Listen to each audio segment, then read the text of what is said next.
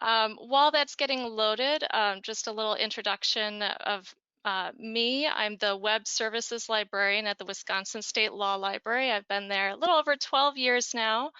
And this is a class that we developed at the State Law Library to help people try to navigate legal research because it can be tricky, especially if it's something that you're not used to doing all the time. I want to give some special thanks to Jamie Healy Plotkin. She's my coworker at the State Law Library. She helped develop this presentation for me. And today our main goals are to go over the tools and sources available for legal research and finding answers for your users. We're going to talk about the reference interview and how that looks when you're doing a legal reference. And we'll talk about patron interactions as well and give some sample reference questions. There are two handouts that are going to be provided today. One is a legal research handout with just some links to legal research sources. And another one of them is our public services desk handout, which is something that we provide to our users and to organizations who are maybe helping people at a desk, like at a public library or at a circuit courthouse, for example. I just put a link in the chat for you to that public services desk handout so you can take a look. And today we're going to be talking a little bit about how the State Law Library helps people and how you can help people. Next slide, please. So the State Law Library is the oldest library in the state, and our mission is to serve the Supreme Court and the state of Wisconsin to facilitate equal access to the law. Next slide.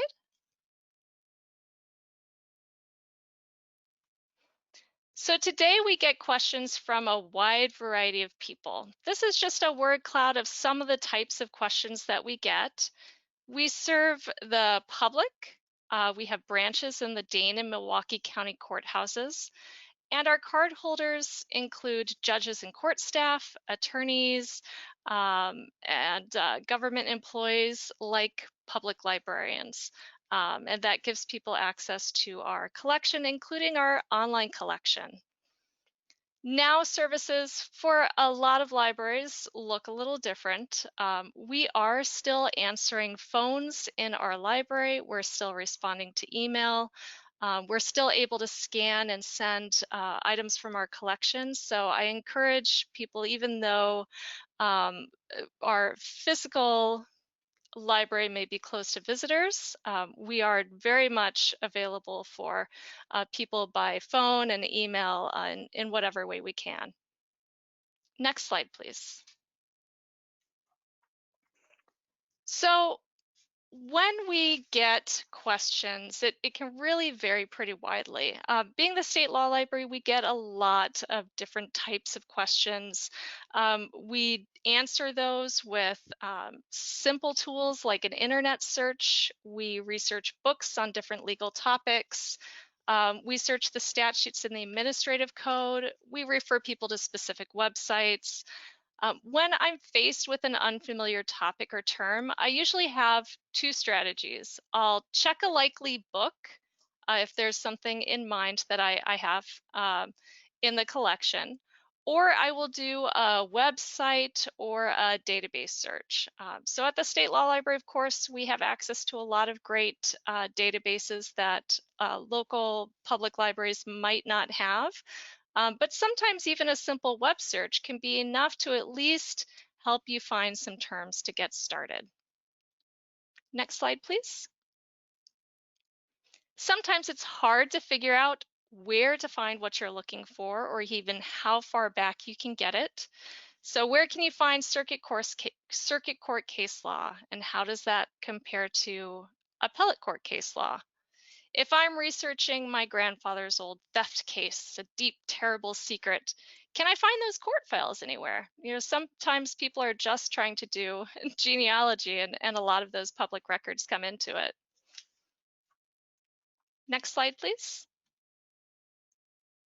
This book is a helpful book for just a nice overview of different sources and strategies for doing legal research in Wisconsin.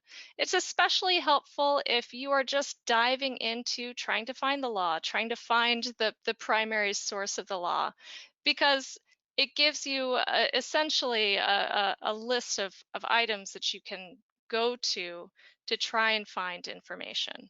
So it's great for puzzling out sources and getting just a bird's eye view of what's available in print or online. Next slide, please. It's not unusual for us to get questions from people based on a nebulous answer that they found on Avvo, which is an online legal forum. There are a lot of these legal forums online that have a wide variety of questions and answer forums, and sometimes the answers say they're from attorneys, sometimes they're not. Um, Sometimes we get questions on weird law articles. I read that your state has this law. Is that true? Um, so we work a lot with people on how to evaluate the source that they used. And we also need to be able to evaluate any sources that we're using to answer the question. So when we start out today, we're going to be talking about how to evaluate sources, because you can pass that on to your user as well. I like the American Association of Law Librarians Access to Legal Information Guide to Evaluating a Source. That is linked on the legal research handout that we are giving out today. So let's go over the basics. Next slide, please. One big concept of legal research is understanding the difference between primary and secondary sources. So primary law is created by government entities. The legislative branch creates the statutes or code. Administrative agencies create regulations, and the judiciary creates court opinions. That's a really simplified look at primary sources, because you'll also have agencies or boards publish decisions. Courts have local rules. Professional associations may create codes of conduct. There could be entire codes of law which are adopted and unfolded by reference. A big example of these are things like fire protection codes. So when you're investigating the source of a law, sometimes it can go to a wide variety of places. Next slide, please. Especially for federal law, there are often a lot of sources for the same information. US Code section is a great example of that. There are actually a lot of websites that are online that host the US Code.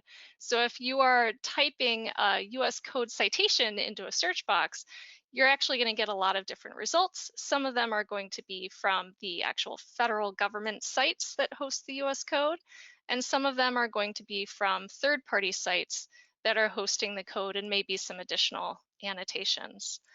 So what do you use when you're helping a user? What's considered official? You can go back to that slide, thank you. Next slide, please. In the past, print sources were the only official version. Now there are a lot of pushes to try and make the online versions of primary sources official or certified. Some websites will say that the online version is certified or authenticated. Here's an example of the Wisconsin statutes that say that the electronic updated Wisconsin statutes are certified.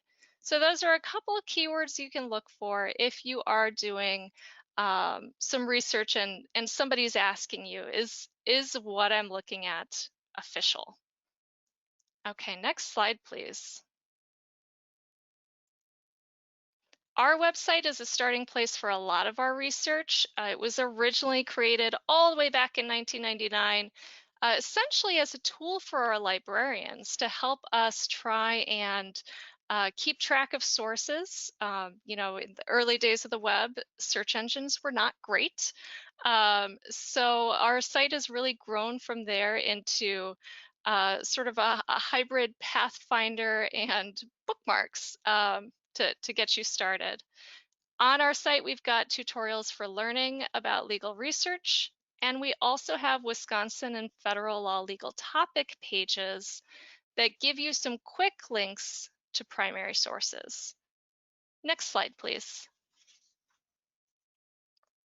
So jurisdiction, when you're answering a question or you're researching a question, is a huge concern.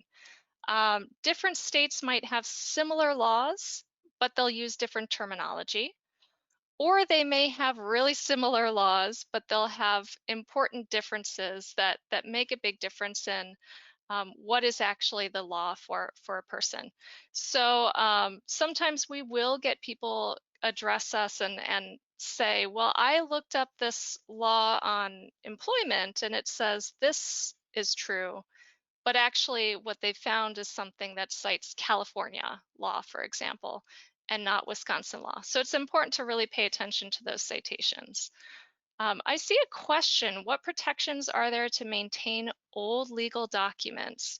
I've occasionally looked at an online government document which has a link to the previous language, but the link is dead. And that's a really great question. There is a program in Wisconsin that is called Wisconsin Digital Archives. And the Wisconsin Digital Archives works to not only capture government publications so that they can be preserved, but it will also capture government websites so that those pages and links can be preserved. So there is a program in Wisconsin that works on that. For local government information or even other state agency information, it's not a government effort to protect that information, but I often use the Wayback Machine to track down old versions of local ordinances, for example, to track down reports where the link is broken, but fortunately it's been captured by the Wayback Machine at some point. So there are ways to find that and look for that, and some of them are through more official sources like the Wisconsin Digital Archives, and some of those are through the Wayback Machine. When you're helping somebody with a jurisdictional question, it's really important to note that you can't make any kind of determination about what jurisdiction actually applies to them. There can be topics that straddle multiple jurisdictions, like employment discrimination laws, may have federal laws, there may be Wisconsin laws. Tribal law can intersect with state and federal law.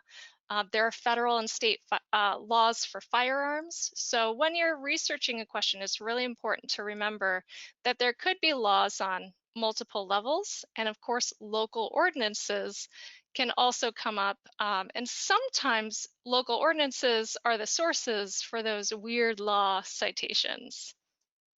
Next slide, please. So here's a quick snapshot of our Wisconsin law page. This just shows our Wisconsin legislative branch section.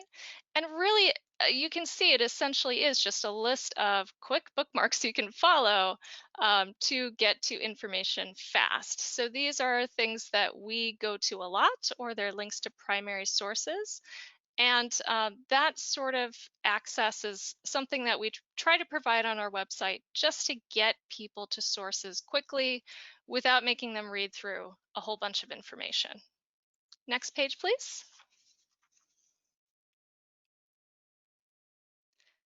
So a few things about context. When you are reading a website, for example, you need to make sure that you know what perspective the site is operating from. So this example is from a website put out by the Tenant Resource Center, which is a Dane County tenant and housing help association or organization. And they do a lot of tenant advocacy. They've got a ton of information on their website. They are definitely there to help tenants. But we do link to them and we refer to them a lot. And the big reason for that is because they cite things very, very thoroughly. You can see just in this example here, they've got a lot of citations to the laws, recent acts, and that can really help you start to sort out um, some more information for your user, because you'll find a lot of websites have articles that talk about what the law is, but they don't often cite to things. And we see that a lot with news articles too, where they'll say, something is against the law, but they don't actually cite to the law, or they'll talk about a court case and not cite to the court case itself. Um, so when you are reviewing a site, citations is something to take in mind when you're looking at a site. Does it cite a section of law? Does it quote it? Or does it quote it out of context? Are there disclaimers on the website or position statements, maybe in an About Us section? Um, Often even if I find something that appears to be biased, if I can find a ruling source, if there's a citation in there somewhere, you can get to that citation and follow it to the source material. So if they're citing to a Wisconsin statute, you can refer somebody to the Wisconsin statute instead of this potentially biased article. So looking for citations and sources is a really great way to lead you to more concrete information when you're doing your research.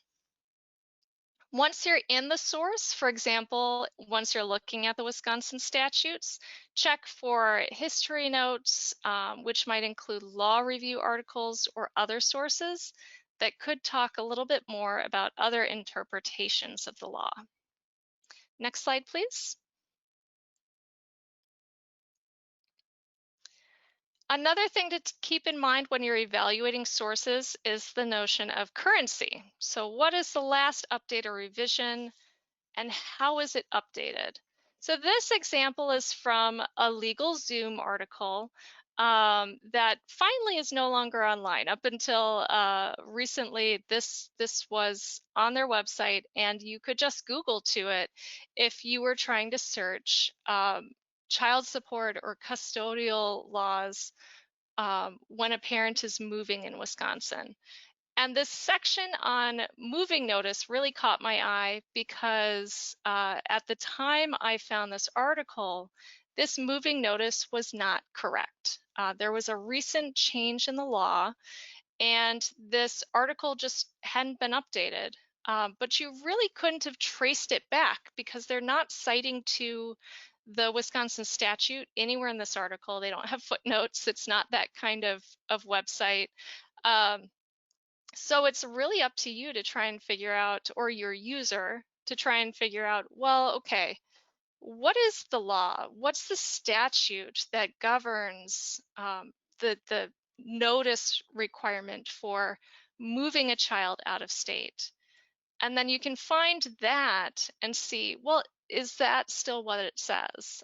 Because I think one thing to bear in mind is that laws change all the time, and there's always going to be a little bit of a lag in terms of the information online actually getting updated. And of course, that extends to books too. There's a publication cycle for books. Um, and if the law changes, that's not always going to get captured in a book update right away. Okay, next slide, please. So further complicating matters is the concept of effective dates. If you're helping somebody try to untangle whether a law applies to them, when the law changes, my first bit of advice to you is that that's not something you can tell them a yes or no answer to. The effective dates in an act can affect when a law is applied. Sometimes they are based on when the law was published. Sometimes they are written into the act itself.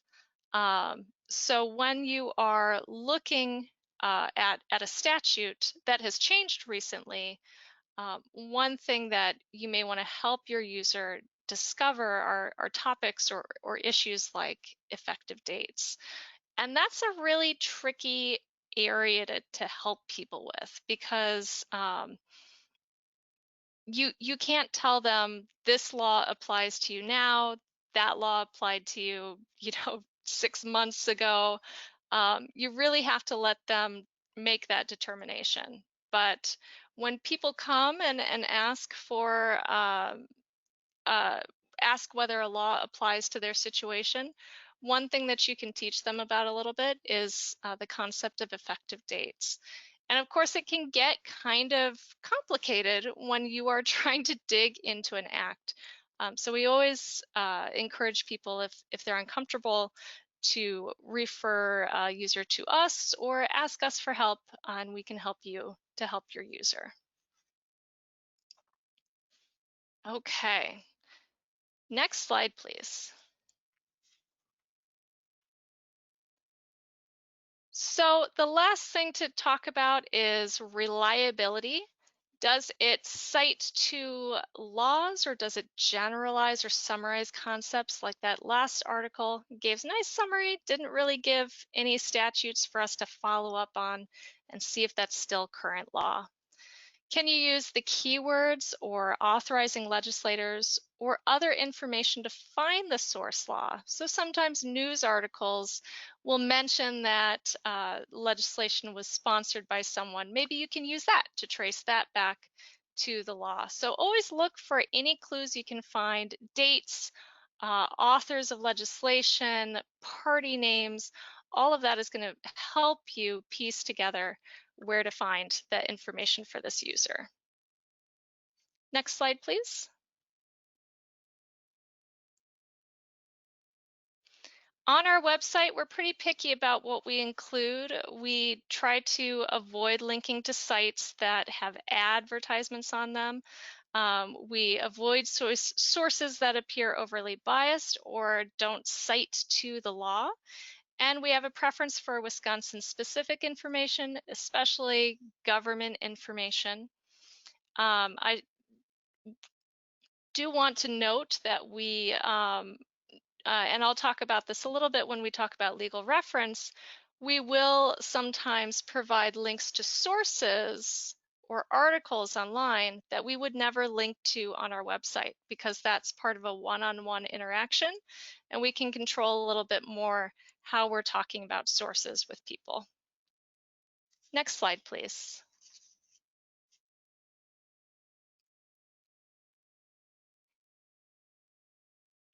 So common categories on our website for our legal topics pages, we've got a little over 400 now, are agencies or organizations people might need, complaint sources, legal forms, especially to statewide legal forms, guides and checklists, and laws. So when you're researching a topic, we do encourage people to start with our site and give that a try first. Next slide, please. So when I'm evaluating a source, or whether I'm trying to settle on an answer, I'll often go with kind of a loose, informal rule of threes for evaluating resources. Do I have 3 books or 3 sources with the same information? Do they meet my other criteria for currency, context, and jurisdiction? If so, that's a good cue to stop looking. So you don't need to explore the entire internet. You don't need to open every book. Sometimes if you're finding a lot of agreement, you know that you can stop. Next slide.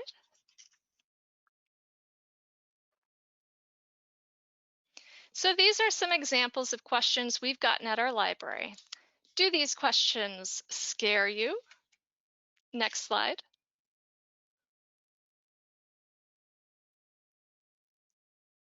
Do they make you feel like a weak-minded fool?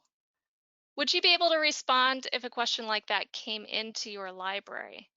We'll answer those questions at the end of this presentation, but first we're going to give some tips for providing legal reference to your users.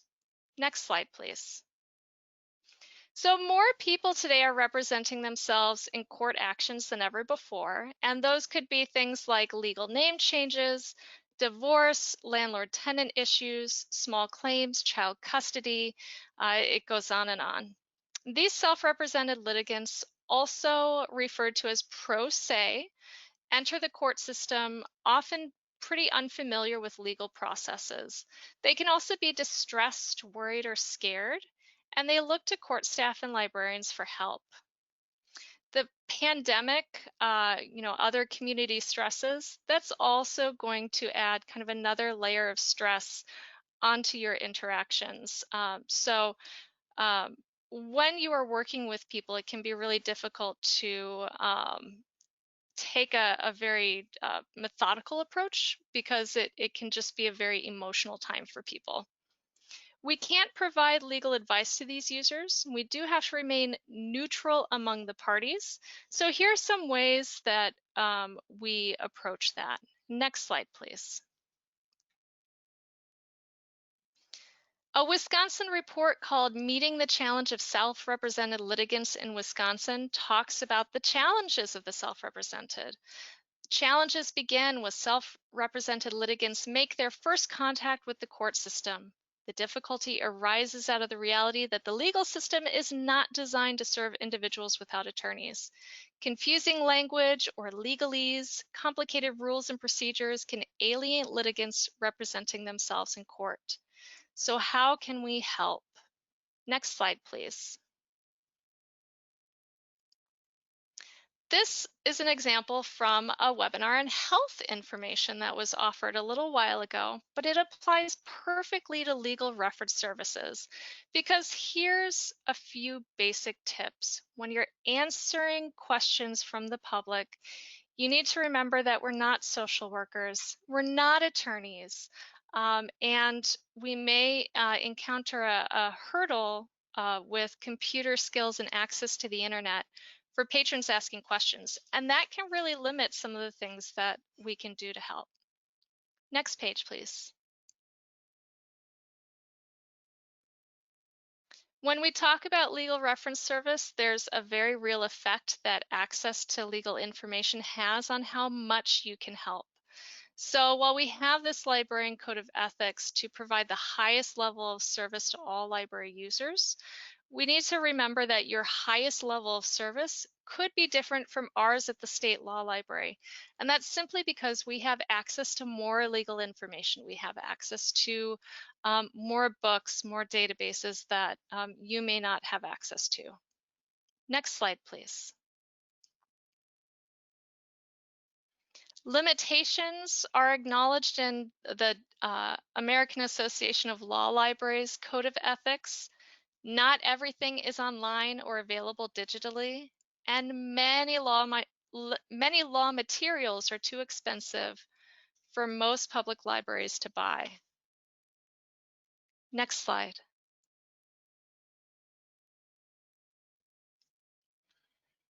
So what makes legal reference so difficult? A big part of that is there's a line that librarians cannot cross, and that is the unauthorized practice of law. In Wisconsin, Supreme Court Rule 23.01 is the definition of practice of law. It says the practice of law in Wisconsin is the application of legal principles and judgment with regard to the circumstances or objectives of another entity or person where there's a client relationship of trust or reliance and which require the knowledge, judgment, and skill of a person trained as a lawyer. So as librarians, we do build trust with our patrons, and sometimes the line between giving information and the practice of law is very clear, and sometimes it's a blurry gray line you're not sure if you're jumping over.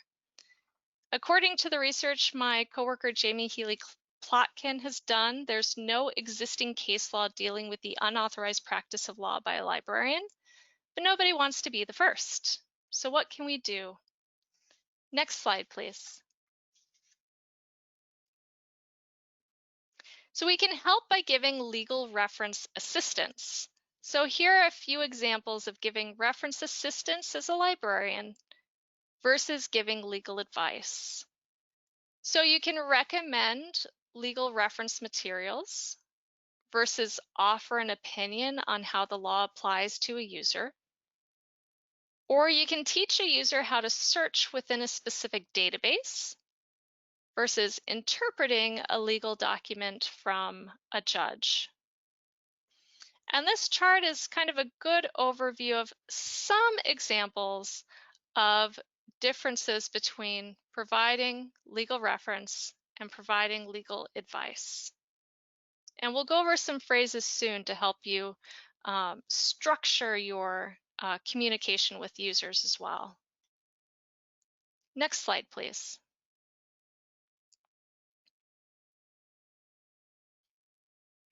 So we can provide legal reference assistance to our users, which means we're helping users find sources. And for that, we're going to jump back to our framework. We're going to go to jurisdiction. We're going to examine the context and the reliability of those sources. We're going to see how current they are. And we're going to try and find a couple of sources that have agreement about the information that they're sharing. Next slide, please. When we're doing a reference interview, try to get a question out of the user that you can answer. So a lot of people will give you a lot of information about their issue, maybe surrounding concerns.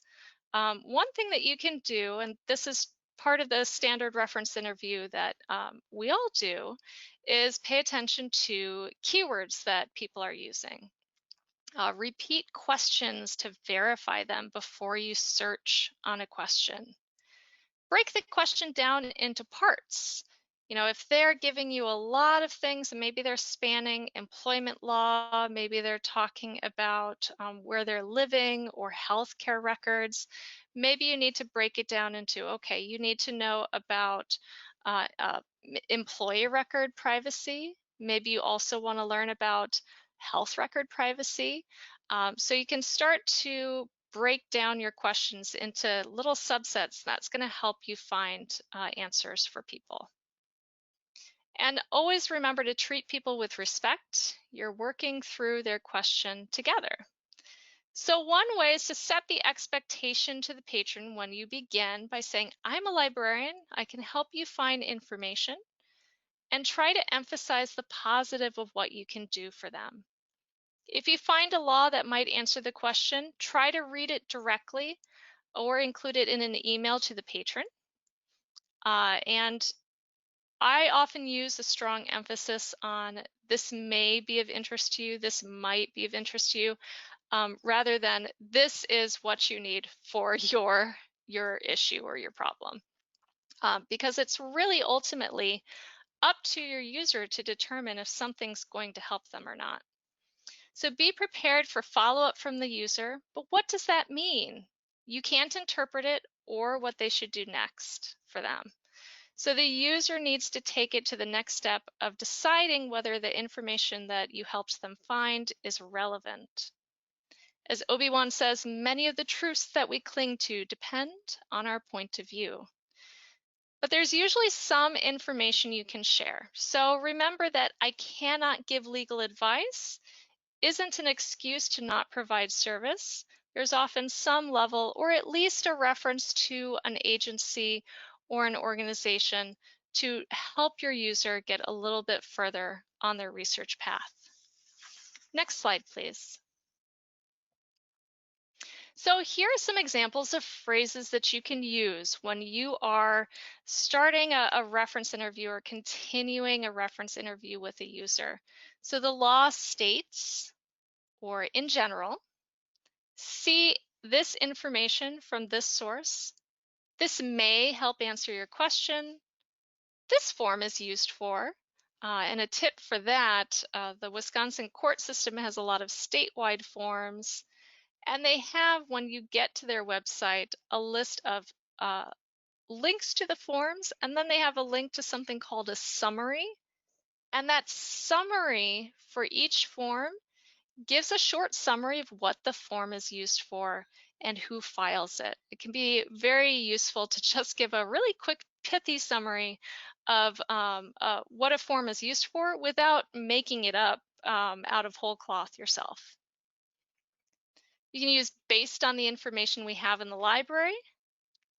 One go-to I often use is I'm a librarian, I can help you find information, but I'm not an attorney, I can't give you legal advice, or it's up to you to determine that for yourself.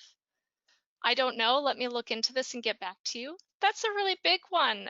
There's a lot of information out there, and it's okay to take a moment and let somebody know that you're interested in helping them, but you may not have an answer right away. And of course, you can tell them you may need to speak to an attorney to discuss your situation. Next slide, please. So phrases to avoid are all very, uh, uh, they're all phrases that kind of position you as somebody with an opinion. So my opinion is, or you should do this, or that means XYZ, or I predict. If it were me, let me fill that out for you, or do this and you're all set. We really can't make these kind of pronouncements for people. They really need to be determining it themselves. And it can be tough because we are, I think, hardwired to want to help people. We want to give people some sense of security, maybe, in what we're finding for them, but we really can't do that with legal information. It needs to be their own call as to what is right for them. Next slide, please. So what can you do about upset users? What can you do when a person is distressed? Navigating the legal system, as we said before, can be really stressful. So let's go over a few tips and strategies because you don't want a patron to pull your arms out of your sockets. Next slide, please. So when you're talking with people, try to use neutral terms to acknowledge to the user that you're an active listener. So, I think sometimes we have a tendency to say, "Oh yes," or "I see," or I agree with what you're saying," and we really can't make any kind of these judgment statements.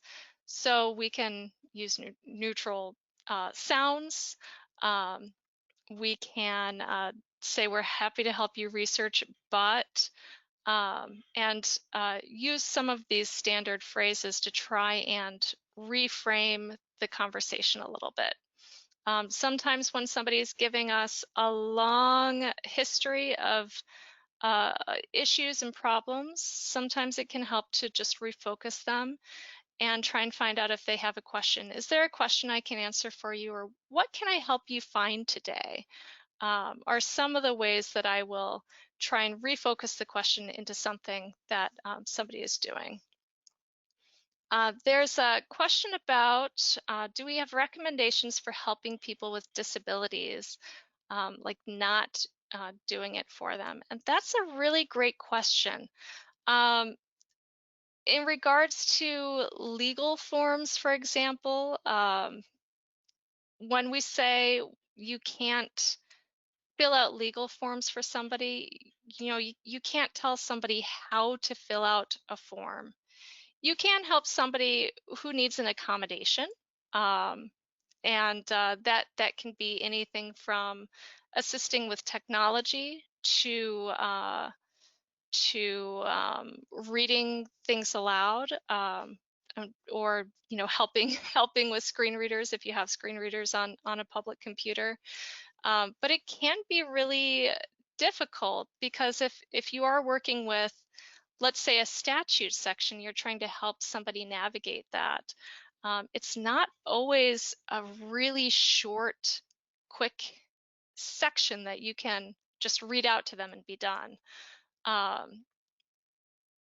Sometimes statutes are really long, sometimes explanations are really long, and sometimes the the what's the word I'm looking for? I'm blanking on it, but essentially, I think sometimes we can be tempted to try and summarize things for them. Like, this is so long, I can't read it all to you. I'm just going to summarize it for you. That's not something that we can do, and sometimes we do have to explain to people that that's a limit for us. So sometimes if somebody does need further help to that extent, we will try and refer them to uh, community organizations that might be able to help. There are aging and disability resource centers all over Wisconsin uh, that we refer people to for help or for services. So it can be kind of a complicated a web of trying to um, help with accommodations, but also try and help people find resources who need to do really in-depth research, and there's not a lot of options for people there. Okay, next slide, please. So as we discussed, it's really easy to try and empathize with your users, but empathy can also be interpreted as a legal opinion, like, well, I can't believe they did that, or something like that. So avoid using phrases that validate a person's issue. Watch for value judgments. When you're dealing with upset people, it always helps to watch your volume, to lower your voice to help them remember to kind of lower their voice. There are actually a lot of resources, I'm sure many of you have seen them, available that discuss distressed library patrons. So I recommend looking at those too. Those always have great tips for dealing with people who are upset. Next slide, please. You and your users might come across vendors or websites which offer legal forms. That happens a fair amount. Some are available for download, and some are fillable forms with the help of an assistant. We're often asked, I found this online. Is it legal? Can I use it? As librarians, we can't answer that question with a yes or no. Unless it's from a government agency or a trusted source, we really can't make any guesses about whether a form is legal. One example of this is the Wisconsin Basic Will. It's actually a form language that's included in the Wisconsin statutes. And people will say, well, I found this Basic Will online. Is it the same thing? Can I use them? And I cannot review those two sources for them. But I will tell somebody, well, you can compare the two. Here's how you find the form language in the statute. So you can compare the two and draw your own conclusion there. So we can tell users the types of forms we can provide. And for us, that includes links to standard statewide forms like court forms or forms from agencies, links to statutory form language, or copies of sample forms from our books or databases. Especially in situations where there is no standard form, we'll say something like, here are some other examples. You'll need to read through them and determine on your own or with the help of an attorney if it will suit your situation. You might also have form vendors contact you at the library to sell their product. So some factors to consider when evaluating a vendor or resource are, is it worth the money? Are the sources legitimate? What's the currency of the material from the vendor? Are the forms tailored to your state's courts, or are they just repackaging free form language or forms that you can get for free on the court system's website or in the statutes? So a few things to think about when you're looking at those. Next slide, please. So let's journey back to those reference questions from earlier. What would I do to help the patrons who ask those questions? Next slide. So the first question was about firearms. And if the question came from a user on the phone, you could, if it's short enough, read the full language so it's not taken out of context, so you're not giving that summary or interpretation. You can refer people to a state agency. The Wisconsin Department of Justice handles concealed carry questions. They have information on their website. There are, for consumer issues, maybe the Department of Consumer Protection. So relying on your referrals can be key for that. Now it's easier for people to find answers to concealed carry questions. When concealed carry was first passed, it was actually a lot more difficult. So it's important to note when the law changes, it can take a while even for the government to work through new procedures and publish information helpful to people online. We've seen this with coronavirus related questions, like how does the Paycheck Protection Program work? What can I learn about filing for unemployment, or who qualifies for unemployment?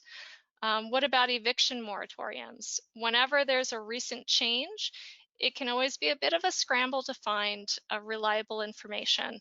But that's something that we certainly work on here at the Law Library, and we always welcome people to ask questions about. Next slide, please.